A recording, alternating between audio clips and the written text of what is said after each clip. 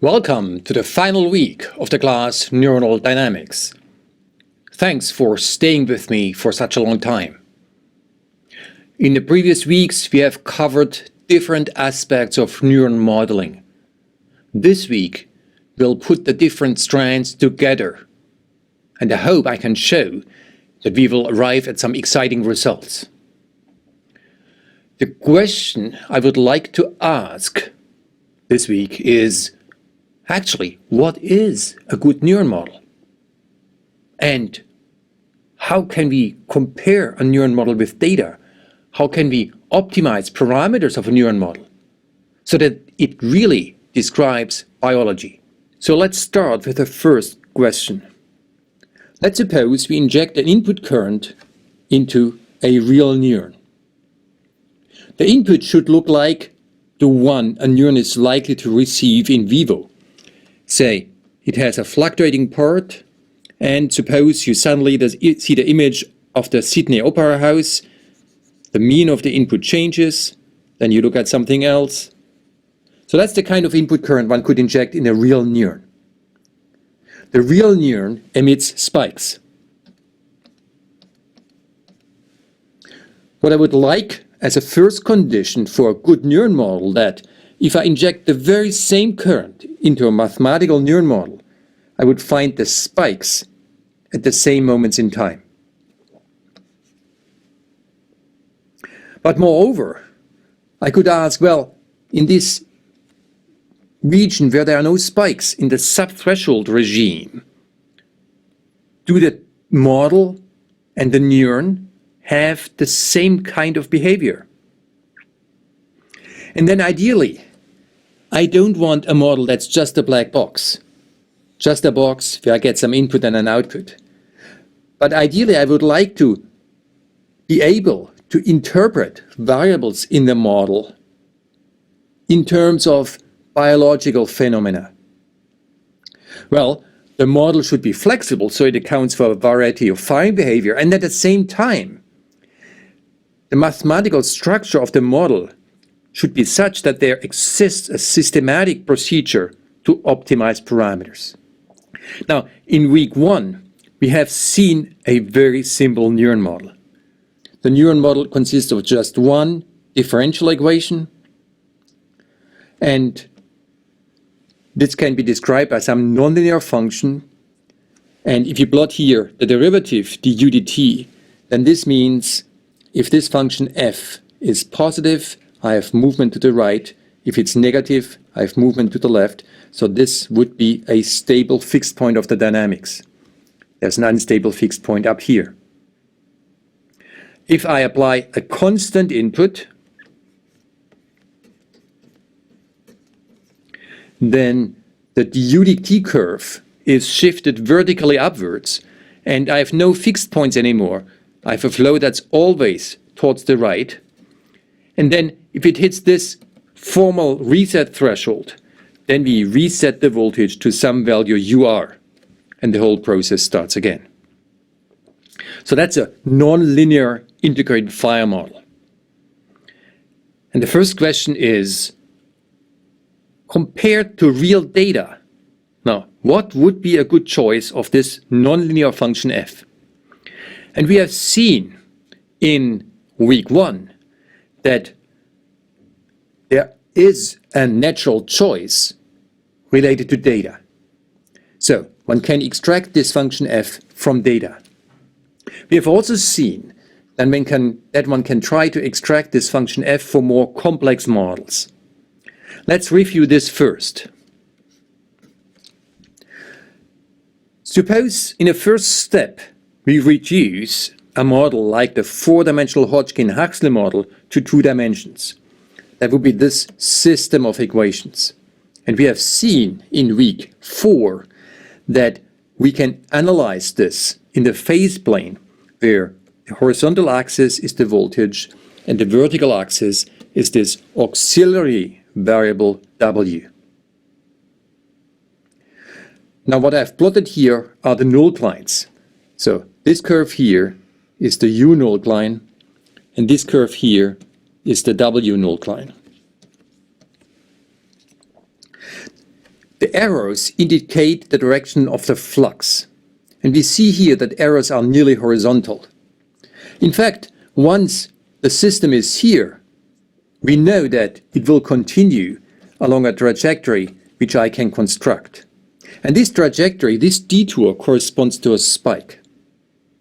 So instead of each time modeling this trajectory in the phase plane, we can say, well, there is some kind of threshold. Let's call this the threshold, where we detect the spike. And then instead of integrating the two-dimensional differential equation, we just reset. Moreover, we see here that arrows are nearly horizontal. Why? Because the dynamics of W is much slower than that of the voltage. Normally, the membrane potential hovers around in the neighborhood of the fixed point, of the stable fixed point. That's where the resting potential is. And there's also a resting value of the auxiliary variable W. Now, if the input is big enough to kick it out of this regime, then it will start a horizontal flow. So we can say that during the initial increase of the voltage, W remains still close to its resting value. And that means we may assume that in this region here, just in this region, W is equal to W rest. We plug this back into this equation, W equal to W rest. So this becomes W rest, and the second equation just disappears. So now we have just one equation, a voltage equation, with some nonlinear function, and this is the function that's plotted here.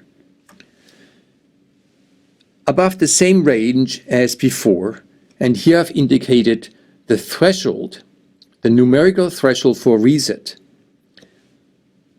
Once the voltage reaches this point here, we reset to a value UR, say this value here. Now the decision whether a spike is triggered or not actually happens in this region down here. So let's zoom on this region, and then this function looks like a linear curve followed by an exponential increase. That means the correct one-dimensional nonlinearity is a combination of a linear and exponential term. And this is called the exponential integrated fire model. Alternatively, as we have seen in week 1, one can also extract this function f directly from data. If I divide the voltage equation by tau, I have this effective function f tilde, which is plotted here. And you see that the solid line gives a very nice fit, and the solid line consists of a linear term and an exponential. And that's true for different types of neurons. It's true for a pyramidal neuron. It's also true for the inhibitor interneuron. Thus, if we restrict ourselves to just one voltage equation and combine it with reset, the best function is the one that has a linear term and an exponential term, and this is called the exponential integrated fire model.